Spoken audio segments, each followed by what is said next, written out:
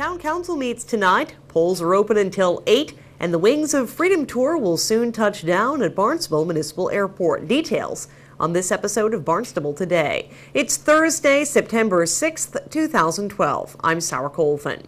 Well, it's time to hit the polls. It's primary Thursday today. The polls opened at 7 this morning. For registered Democrats and unenrolled voters who may choose a Democratic ballot, a reminder this is a very important election for the candidates for the 2nd Barnstable State Representative seat, as that race will be decided today. There is no Republican opponent. Incumbent Demetrius Atsalas is facing a challenge from fellow Democrat Brian Mannell. Congressional primaries appear on both the Republican and Democratic ballots, and while the Green Rainbow Party is included in today's primary, it's important to note that there are no races at all on that ballot. Polls close at 8 tonight. If you're unsure of your precinct or polling location, you can visit the town clerk's page on Barnstable's website.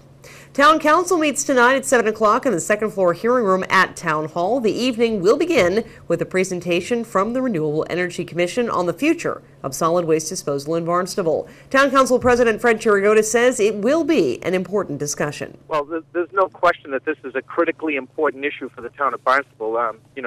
Solid waste disposal. We have articles recently in the newspaper indicate that, we're talking about the cost doubling, if not tripling, to dispose of our solid waste. So we need to find a more efficient, more cost-effective way to do that to contain costs. And I asked the Renewable Energy Commission to try to look at all of the available options so that we can really assess exactly what we have and where we should go based upon a whole host of things, not the least of which is what's the ultimate cost going to be to the individual taxpayers. The council will also discuss a contract for Barbara Ford, who's been acting as town council administrator since March of 2011. More than a year. She's done a remarkably good job. So, we want to finalize a contract, and, if that's what the council wishes, to move forward with someone in that position, and then we can look to filling the assistant's position, because without an assistant that is actually hired by the council, temporary staff, which we've had for a long time, doesn't have access to the council computers or town computers, so they can only do a limited number of things. So it will really help the council do a much better job once we have those positions filled. Absolutely. And is it correct to assume that there is a chance you will be going into executive session to kind of discuss the finer details of that contract before coming back into public session? Well, actually, that would be to discuss strategy if someone wants to renegotiate or negotiate part of that contract and review it, then yes, that would require an executive session. A number of grant acceptances are also on the table tonight, including one from the Glenna Cole Foundation to purchase more canopies for lifeguard chairs on Barnstable's beaches. I had the opportunity to speak to a number of lifeguards this summer in beach aids who, I was amazed at the amount of satisfaction and really, I guess I'm losing my vocabulary here this morning, but people are really grateful to have those, and the lifeguards really talked loud and long about how nice it is to have some protection from the sun. Sitting in that chair in a summer like this past one, they've got to have some respite from the sun, and those are very helpful to people. And we know how important they are. We know what happened to Glenna Cole, and we thank them very much for their donations to the lifeguards in Barnstable. Chirigotis says the evening's meeting is fairly routine. However, the Renewable Energy Commission's presentation and workshop will likely take up the bulk of the meeting. No, not very controversial. Who knows? We'll get through the night. I expect that the Renewable Energy Commission presentation will take a big chunk of the evening, because people will have many questions. We want to make sure that all of the I's are dotted, all the T's are crossed, and that we move forward slowly and properly. Town Council meets at 7 tonight in the second floor hearing room at Town Hall. The meeting is televised live on Channel 18 and also streams on the web. Vintage World War II aircraft will soon be touching down in Barnstable. The Collings Foundation's Wings of Freedom tour is returning to Barnstable Municipal Airport. The planes will land on the tarmac on Wednesday, September 12th. I sat down with Hunter Cheney of the Collings Foundation to preview the event. The Collings Foundation is one of the United States' most unique educational nonprofit foundations. Our goal, the objective to the foundation, since we were founded back in 1979, was to enable particularly Americans to learn more about our history and heritage through direct participation. The challenge for educators across the board, particularly when it comes to the realm of history education, is how do you engage people in history?